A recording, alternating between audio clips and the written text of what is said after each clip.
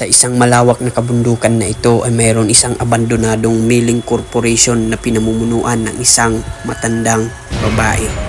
Ang misteryosong pagpanaw ng matandang babae ay nagresulta sa pag-abandona ng gusaling ito at pagkawatak-watak ng kanyang mga miyembro. Dito pa yung mga kagamitan. Ngunit ang isa sa mga naging palaisipan dito kung bakit nga ba walang nag-interes na kumuha ng mga gamit dito sa loob ng milling corporation na to. Dito makikita ang mga naiwang mga kagamitan sa gusaling ito.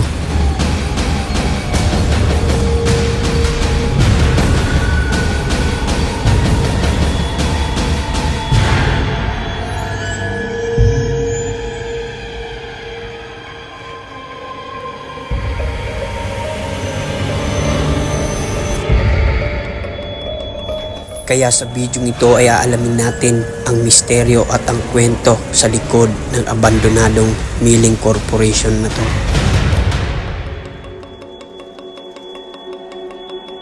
Bago makarating sa lokasyon ay kinakailangan kong dumaan sa gitna ng kabundukan na ito. Medyo malayo sa kalsada kaya naman kinakailangan kong mag-travel na mahigit 30 minuto. At pagkarating ko ng lokasyon ay nakita ko agad ang gusaling ito. Natatabunan siya ng maraming damo. So nandito na tayo sa milling corporation. So dito ginigiling yung mga brown rice. Specifically brown rice lang yung ginigiling dito sa milling corporation na to. So inabando na ito dahil sa yung may-ari nito ay namatay na. So isa siyang captain barangay dito sa bahagi ng Leyte. Akala mo walang nakatayo dito gusali. Natatabunan na ang gusaling ito kaya naman naghanap ako na pwedeng pasukan sa loob.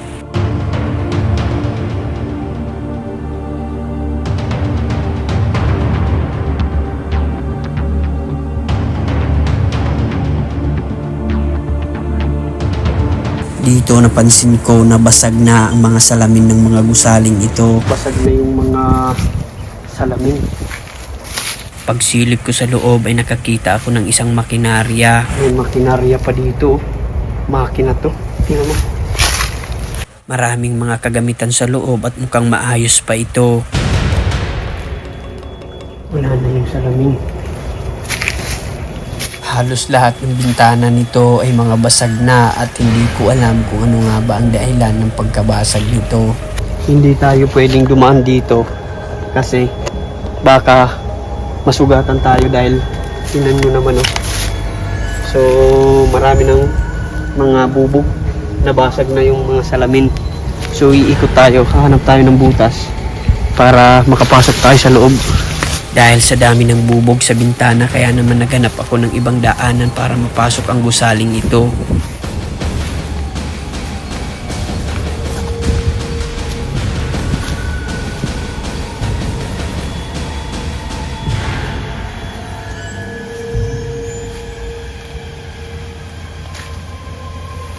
Dito pa yung mga kagamitan.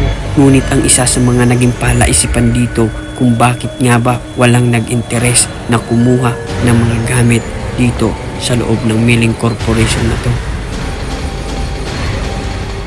Talagyan ng gasolina. Tsaka ilaw. Ito pa yung makina oh.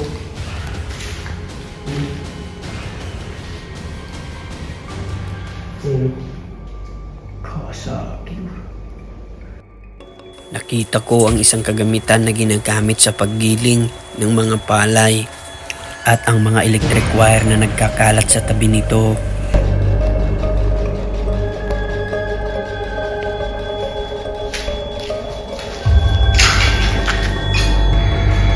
At napansin ko na okay pa naman ang mga kagamitang ito at ang nakakapagtaka lang nito kung bakit pinabayaan nila ito.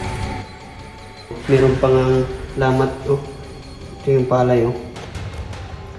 So dito binubuhos yung palay, binigiling dito at dito lumalabas yung bigas. Kaso nga lang nasira na, wala na.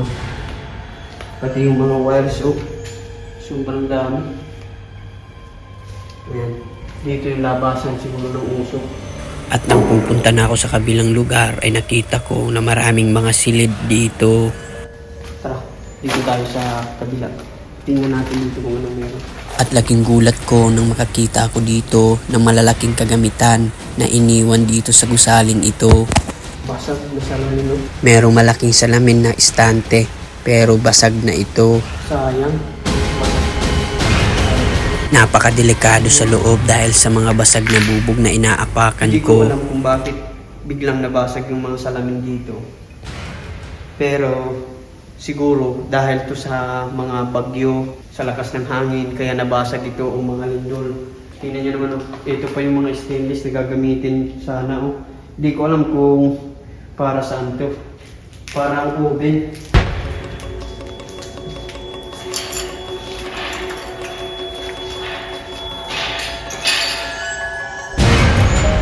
So itong gas kagamitan, hindi ko alam kung para saan. Parang ano siya? Parang lutuan ng tinapay. May tubig, no? Mukhang maayos pa ang ilang mga kagamitan na naiwan dito. At hindi lang yan ang nakita ko. Nakakita rin ako ng isang makina. Bukod sa mga salamin at ito mga nakita ko, ay ito yata yung pag-operate. Heating on, blower on, di ko alam kung para saan ito. May alarm. Parang ginagamit ito sa pagluluto.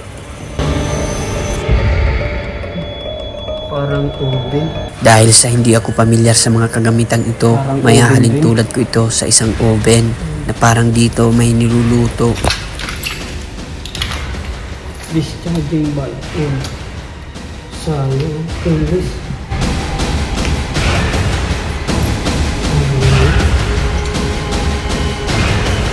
Isa to sa mga ginagamit siguro nila dito.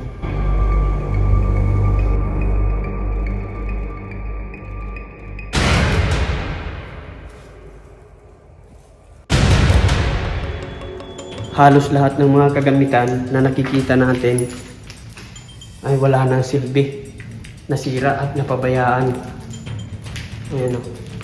Tapos dito sa loob, makikita natin nagkakalat na yung mga bubog dahil sa mga salamin na nabasag at saka nabutas na rin yung kisame, siguro dahil sa ulan. Tara, pasukin pa natin yung ibang parte nito. Sinubukan kong tingnan ang ilang mga parte dahil may nakita akong ilang mga kwarto na nandito sa loob ng gusaling ito. Nakita kong mga sira-sira na din yung mga pintuan dito sa loob ng gusaling ito. Nasira na rin.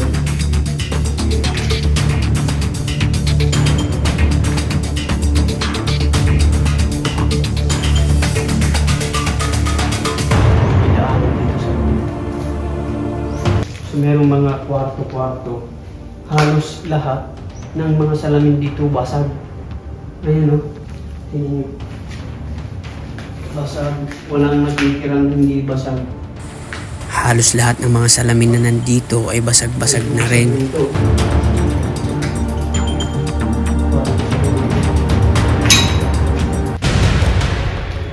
Pagkapasok ko sa mga kwarto ay wala akong ibang napansin na kakaibang mga kagamitan dito kasi halos lahat wala nang laman ito.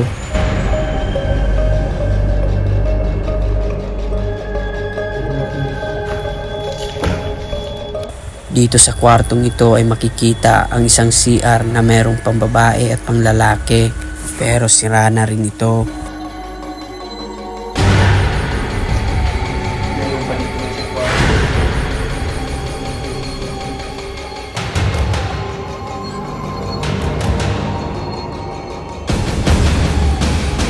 Napabayaan ang lugar, nasayang ang mga kagamitan at inabando na ang building corporation na to.